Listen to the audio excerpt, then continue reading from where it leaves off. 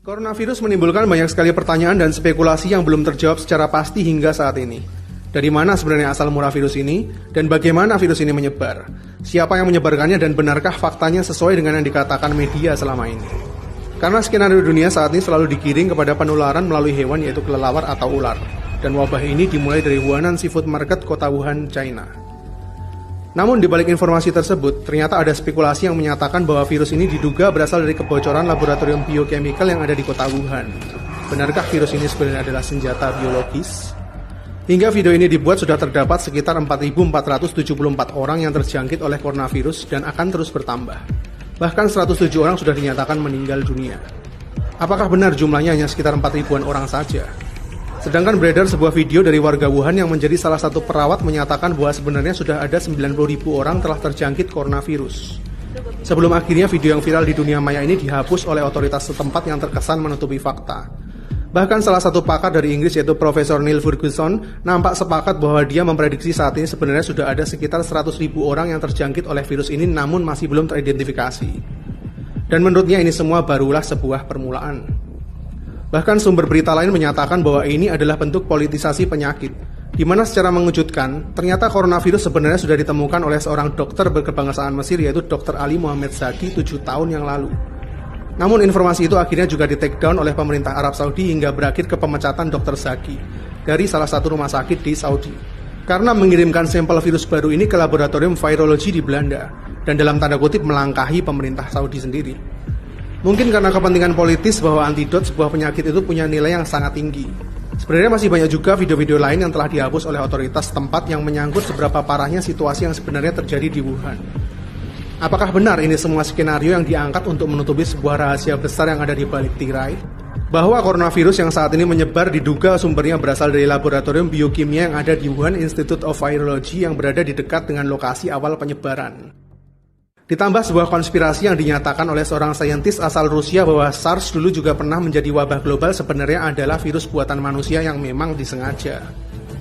Wuhan Institute of Virology adalah sebuah laboratorium besar milik Tiongkok yang punya standar patogen level 4. Ini adalah status dari sebuah laboratorium yang boleh menangani berbagai biochemical dengan level tingkatan yang paling berbahaya. Mereka juga pernah menangani virus SARS hingga Ebola di laboratorium ini. Bahkan seorang expert dari Israel menduga bahwa epidemi yang terjadi ini berhubungan dengan senjata biologis yang dirahasiakan oleh otoritas setempat. Jadi apakah benar telah terjadi sebuah kecelakaan? Yang anehnya, kenapa epidemi semasif ini justru muncul di momen yang menjadi puncak dari migrasi terbesar di Tiongkok, yaitu bertepatan dengan Tahun Baru Rakyat Tiongkok. Tahukah kamu, Tahun Baru yang diadakan oleh Tiongkok ini sebenarnya adalah migrasi terbesar yang ada di dunia. Dari data terakhir 2018 lalu, disebutkan bahwa terdapat 385 juta warga Tiongkok yang bermigrasi dari satu kota ke kota lainnya. Dan semuanya akan menyebar dan berkumpul dengan para kerabatnya dari satu kota besar ke kota terpencil, begitu juga sebaliknya. Bayangkan seberapa cepat epidemi ini akan menyebar ke seluruh penjuru Tiongkok dalam waktu sebulan saja. Kenapa timingnya sangat tepat untuk sebuah dalam tanda kutip kecelakaan? Apakah ada yang mengatur ini semua setelah begitu banyaknya tekanan yang dirasakan oleh Tiongkok? Pasca perang dagang yang belum kunjung berakhir mulai tahun lalu. Kemudian terjadi huru-hara di Hong Kong yang belum juga selesai. Dan kini sebuah epidemi virus yang punya skala lebih besar lagi. Sehingga saat ini kondisi perekonomian Tiongkok menjadi semakin terperosok hingga mencapai titik stagnan perekonomian terendah selama 27 tahun terakhir. Setelah digadang-gadang akan menjadi negara dengan perekonomian terbesar di dunia mengalahkan Amerika pada tahun 2030 nanti. Ada apa dengan Tiongkok sebenarnya? Well, bagaimana perasaanmu setelah mendengar semua mimpi buruk barusan? Mungkin panik, berprasangka buruk, atau justru emosi? Yang jelas bukan sebuah kedamaian, bukan? Jika iya, berarti saya sudah berhasil menyebarkan virus negatif buat kalian semua. Dan tahukah kamu, inilah yang saat ini terus terjadi di masyarakat kita. Alih-alih menyebarkan sebuah vaksin, kita semua lebih tertarik untuk menyebarkan virus dan menularkannya ke lebih banyak orang lagi untuk merasakan yang kita rasakan. Terlepas dari berita itu salah maupun benar, tapi sebuah message yang baik itu seharusnya memberi sebuah harapan, bukan sebuah kehampaan. Jadi sekarang izinkan saya coba menyampaikannya sekali lagi buat kalian dengan cara yang lebih beradab. Semuanya berawal dari seorang pasien yang mengalami gejala pneumonia dari Wuhan di bulan Desember 2019 lalu, yang kemudian terus merambah ke pasien-pasien lainnya yang mengalami gejala pneumonia dan pernafasan akut. Seiring bertambahnya pasien yang disinyalir berasal dari Wuhan dalam kurun waktu 14 hari ini, pemerintah Tiongkok segera mengambil tindakan untuk segera mengisolir kota Wuhan dengan harapan supaya epidemi ini bisa lebih terkontrol. Sejauh ini pemerintah Tiongkok menunjukkan kesiapannya dalam menangani epidemi ini berkat pengalaman mereka menangani virus SARS pada tahun 2003 lalu.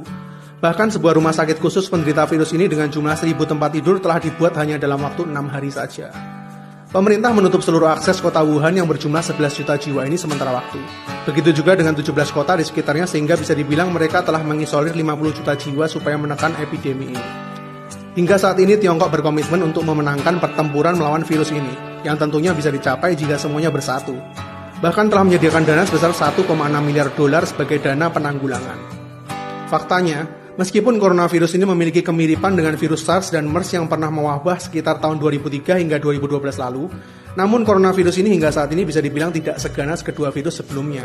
Karena hingga video ini dibuat, dari 4.474 pasien yang terjangkit virus ini, total korban jiwanya mencapai 107 orang yang sebagian besar berusia lanjut dan memiliki riwayat penyakit kritis seperti kanker, diabetes, jantung, dan para pasien dengan imunitas rendah. Sehingga virus ini jauh lebih leluasa untuk berkembang. Gejalanya adalah demam, batuk, pilek, dan mengalami sesak napas. Sedangkan data menunjukkan bahwa penderita dengan kondisi tubuh yang lebih fit dapat mengalami kesembuhan. Seperti yang terjadi pada seorang dokter di China yang terinfeksi virus ini namun telah mengalami kesembuhan.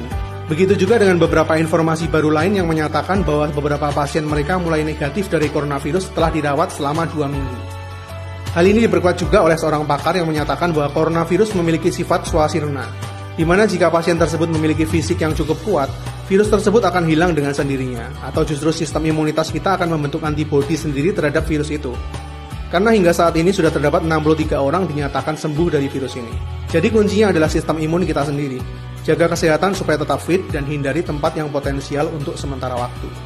Untuk saat ini data menunjukkan tingkat kematian ada di bawah 4%, sedangkan SARS ada di 10% dan MERS mencapai 37% tingkat kematian.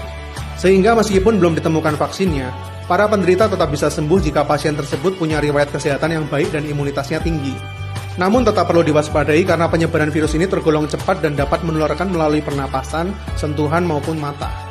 Ini adalah data terakhir mengenai coronavirus. Hingga saat ini masih belum ada yang teridentifikasi virus ini menyebar di Indonesia. Dan saya berharap kita semua bisa bersatu dalam doa virus ini tetap dijauhkan dari negara kita.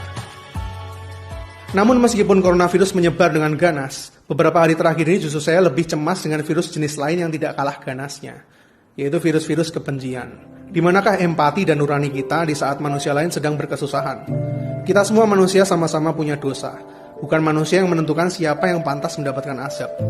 Karena kita sesama manusia tinggal di bumi yang sama, apa yang terjadi pada orang lain juga tetap bisa terjadi pada kita. Tetaplah rendah hati, bro. Epidemi virus ini adalah bencana berskala global, bukan berarti tidak mungkin menyerang negara kita juga. Bahkan apa yang terjadi di Tiongkok saat ini kalau diterusin, dampak perekonomian mereka bakal memicu krisis global di seluruh dunia loh. Karena saat ini Tiongkok adalah salah satu pendorong terkuat ekonomi yang ada di seluruh Asia dalam berbagai sektor. Manusia satu akan selalu membutuhkan manusia lainnya, dan perbedaan itu yang membuat kita tetap berada di dalam sebuah siklus kehidupan. Seperti halnya rantai makanan maupun bumi yang terus berputar. Kita semua related satu sama lain meskipun berbeda. Tidak cukupkah kita mengawali awal tahun 2020 ini dengan berbagai macam tragedi? Mulai dari banjir di ibu kota, kebakaran di Australia, gempa bumi di Puerto Rico, ancaman World War III antara Iran dan Amerika, climate change parah di Eropa, puluhan juta belalang menghabisi hasil panen di Afrika dan epidemi virus corona di China. Dan semuanya ini terjadi hanya di bulan pertama tahun 2020 ini. Kayaknya di tahun yang baru ini nggak cuma visi pribadi kita aja yang perlu diresolusi deh. Tapi kayaknya seluruh penduduk bumi perlu duduk bareng bicarain resolusi 2020 buat visi dari bumi ini sendiri. Karena sejujurnya bumi ciptaan Tuhan yang telah diciptakan harmonis, sempurna dan indah ini kodratnya setiap hari juga terus dirusak oleh virus-virus yang paling jahat. Dan kayaknya nggak bakal ada vaksinnya, yaitu manusia dengan semua egonya. Saya Vian, see you in the next videos.